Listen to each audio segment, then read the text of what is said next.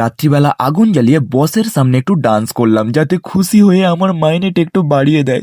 Hi guys, আমি প্রীতম। তখন সন্ধ্যেবেলা অনেকদিন পর খুব ভুট্টা খাওয়ার ইচ্ছে হয়েছিল, তাই আর বেশি দেরি না করে সঙ্গে সঙ্গে চলে গেছিলাম ভুট্টা দোকানে। তারপর একটা ভালো দেখে ভুট্টা কিনে দোকানে এসে খাচ্ছিলাম, আর ভুট্টাটা খেতে খুব সুন্দর ছিল। সারাদিন দোকানের যুদ্ধ কমপ্লিট করে রাত্রিবেলা দোকান বন্ধ করার টাইম হয়ে গেছিল, আর আজ দোকান বন্ধ করার সময় দোকানের মালকিন দোকান ঝাঁট দিচ্ছিল, কিন্তু এমন একটা ঝাঁটা দিয়ে ঝাঁট দিচ্ছিল যেটা সব কাঠিগুলো খুলে খুলে পড়ে যাচ্ছিল। তারপর সব ময়লাগুলো এক জায়গায় করে আগুন জ্বালিয়ে গরমকালে গা গরম করছিলাম, মানে আলাদাই ভাইবে থাকি আমরা সব সময়। আর তারপর আগুনের সামনে বল্লে বল্লে ডান্স করে আমার বসকে এন্টারটেনমেন্ট করলাম যাতে আমার মাইনেটা একটু বাড়িয়ে দেয়। তারপর দোকানটা বন্ধ করে রেডি হয়ে বেরিয়ে পড়েছিলাম প্র্যাকটিসের জন্য। আমি জানি প্রত্যেকবারের মতো এবারেও আমার ডান্স ভিডিওটা পোস্ট করতে দেরি হচ্ছে, কারণ অনেকেই আমাকে বলছিলে প্রীতম তুমি একটা বাংলা গানে ডান্স করো, বাংলা গানে ডান্স করো। তাই এইবারের ডান্স ভিডিওটা ফাইনালি বাংলা গানে আসতে চলেছে। একটু অন্যরকম ভাবে একটা ভালো জায়গায় ভিডিওটা বানানোর চিন্তা ভাবনা করছি, আর প্রথমবার আমি একটা বাংলা গানে ডান্স ভিডিও বানাতে চলেছি,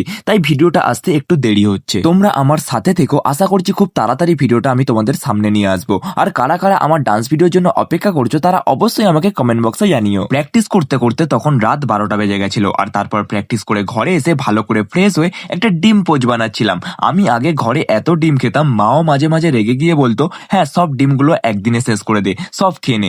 এখনো ডিম খাই কিন্তু অল্প খাই। তোমাদের সাথে গল্প করতে করতে আমার ডিম পোচ রেডি হয়ে গেছে, চলো এবার রাতের ডিনারটা করে নেওয়া যাক। আর আজকের মতো ভিডিওটা এখানেই শেষ করছি, দেখা হচ্ছে তোমাদের সাথে আবার পরের মিনি ব্লগে।